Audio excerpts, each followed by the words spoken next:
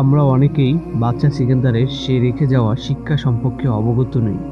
চলুন আজ তা জেনে নেওয়া যাক।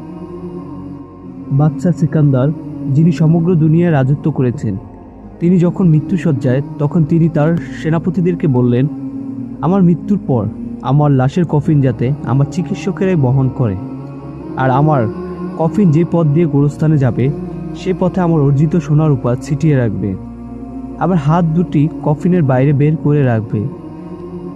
বাচ্চার এই কথা শুনে সেনাপতি তাকে প্রশ্ন করলেন, জাহাপনা, আপনি এই অদ্ভুত ওসিয়ত কেন করছেন? তখন বাদশাহ সিকান্দার বললেন, আমি দুনিয়ার মানুষের সামনে কিছু শিক্ষা রেখে যেতে চাই। আমি চিকিৎসকদেরকে এই কারণে কফিন বহন করতে বলেছি, যাতে মানুষ বুঝতে পারে যে ডাক্তার মানুষের প্রাণ রক্ষা করতে পারে না। আর যদি ডাক্তার প্রাণ রক্ষা করতে পারত, তাহলে বাদশার মৃত্যু কখনোই হতো না। আর গোরস্থানের পথে সোনা দানা ছড়িয়ে রাখতে বলেছি, যাতে সবাই বুঝতে পারে মৃত্যুর পর ওই সোনা দানা কোনো কাজে আসে না।